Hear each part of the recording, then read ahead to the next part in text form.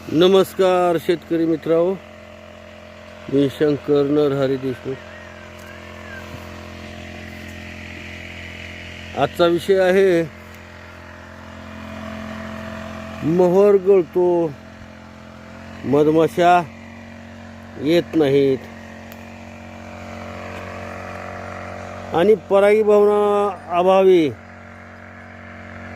मोहर गळून जातो, काळा पडतो.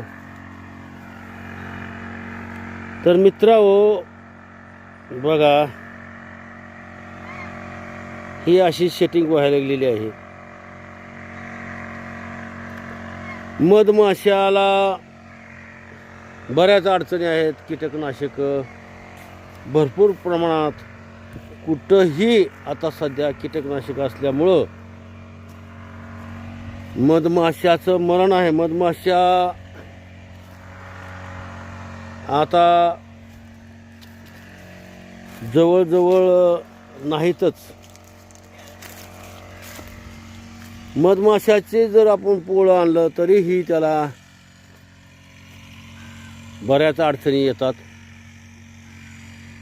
आणि आता बघा, हा आंबा हिरवा आहे आणि हा आंबा पिवळा आहे.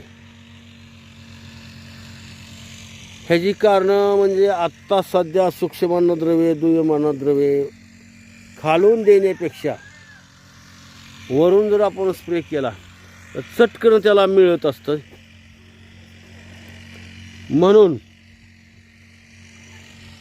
आजचा जो विषय आहे, आंबा गळती थांबवायची आणि आंब्याची सेटिंग चांगली कशी व्हावी. भरपूर प्रमाणात आपल्याला मोहर तर आलेला आहे, परंतु एवढा मोहर येऊन सुद्धा जर सेटिंग नाही झाली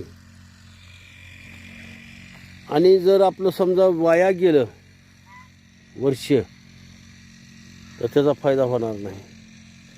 शेतकरी मित्रांनो बघा, ही ज्वारीच्या आकाराचं फळं आहेत आणि ही पिवळ्या रंगाची आहेत. आपण जर असंच बसलो येत असतंय म्हणून, तर ही फळं गळून जाणार आहेत. ह्याला आता नत्राची गरज आहे आणि मायक्रोन्यूटनची. खालून जर समजा वनस्पतीनं नत्र नाही उचललं तर आपलं वर्ष वाया जाणार आहे. म्हणून पटकन त्याला सेटिंगच्या अवस्थेत थोड्या बहुत नत्राची गरज असते. तर आपण आज दुय्यम अन्नद्रव्य म्हणजे झिंक, फेरस, मॅग्नेशियम, कॅल्शियम, सूक्ष्म अन्नद्रव्य प्लस दुय्यम अन्नद्रव्य आणि गंधक याच्यात 22 सुद्धा घेतो. याचे रिझल्ट आपण गेली 10 वर्षापासून बघतोय या मिश्रणाचे. तर ही जी मिश्रण आहे, हे मिश्रण जर या अवस्थेत घेतलं तर वाऱ्यानं जी होणारा आहे परागीभवन, त्याच्यामुळं आपल्या आंब्याला सेटिंग होणार आहे. तर मधमाशी आता कीटकनाशकं भरपूर आपण घेतो आणि जमिनीतून सुद्धा घालतो. जमिनीतून कीटकनाशकं घातलेली ही वनस्पतीच्या सर्व पूर्ण शरीरामध्ये येतात आणि मध गोळा करताना त्या माशा मध पिऊन मरतात. त्याच्यामुळं मधमाशा खूप दुर्मिळ झालेल्या आहेत. आपण मधपेटी आणली तरीसुद्धा त्या माशा मरण पावतात आणि परागीभवनाला खूप अडचण येते. तर शेतकरी मित्रांनो, आपण आता ह्या निसर्गावर मात करावी लागेल आणि याच्यात सेटिंग होणं फार महत्त्वाचं आहे.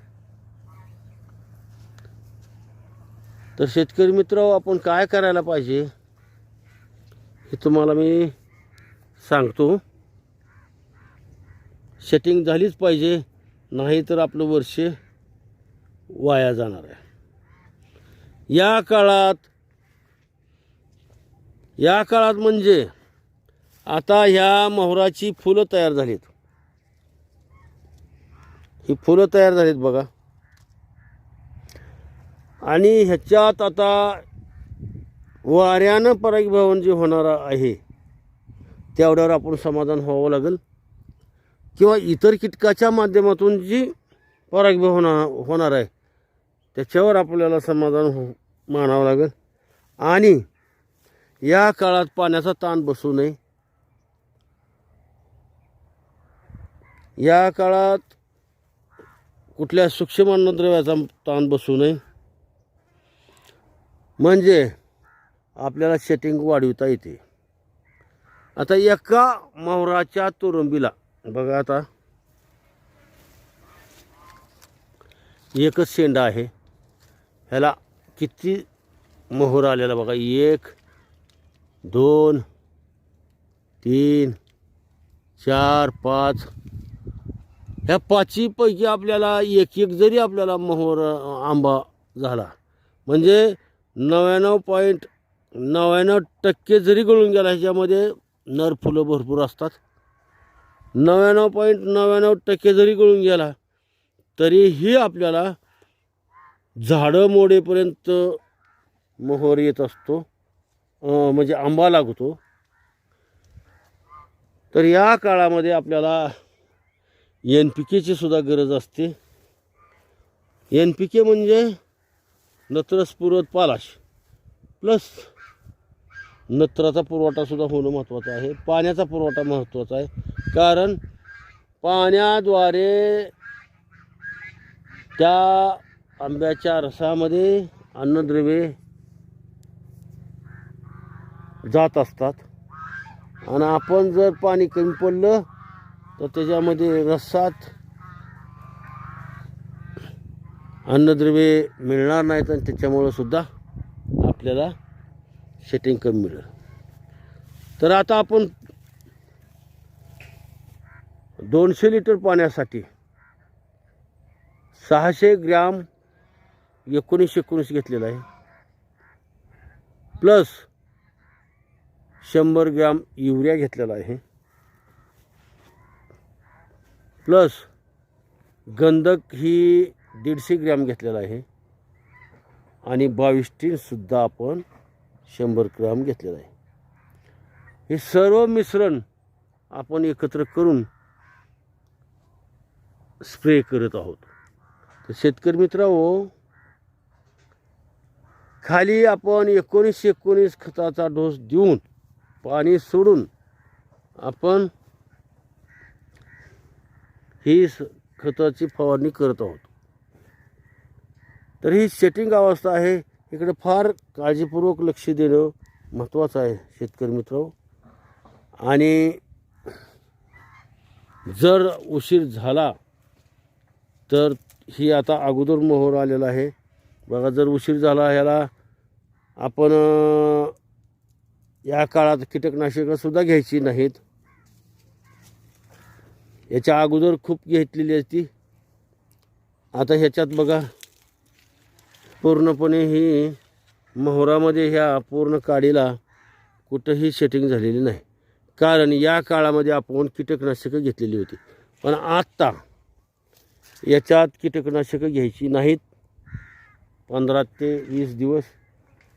तुम्हाला जर थ्रिप्स वाटत असले, रस शोषणाऱ्या किडीमुळं गळ होत असते किंवा मोहर काळा पडत असतो, त्याच्यासाठी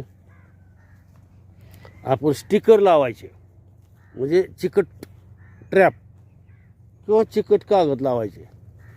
याच्यामुळं थ्रिप्स हे त्याला चिटकून बसतील आणि आपलं आता ही कुठं तरी कच्चित ठिकाणी मधमाशी आहे, नाहीतर मधमाशी आता नाहीच आहे बघा.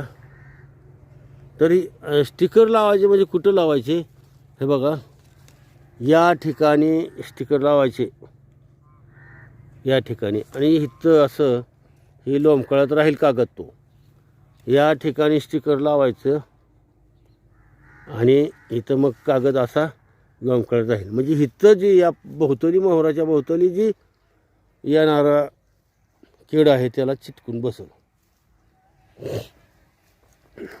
तर शेतकरी मित्रांनो, शटिंग वाढविण्यासाठीचे उपाय, आंब्याला शटिंग वाढविण्याचे उपाय यावरचा आपला आजचा व्हिडिओ आहे.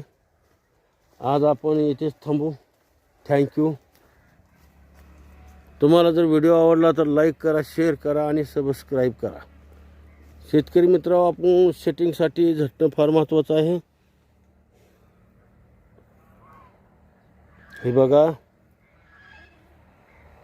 ह्याला आता थांबविणं गरजेचं आणि याच्यातून सुद्धा शटिंग झाल्यावर आपल्याला गळ होतच असते. त्याला घाबरायचं नाही, कारण एका या पूर्ण मोहराच्या शेंड्यामध्ये म्हणजे तवरामध्ये 5000 फुलं असतात.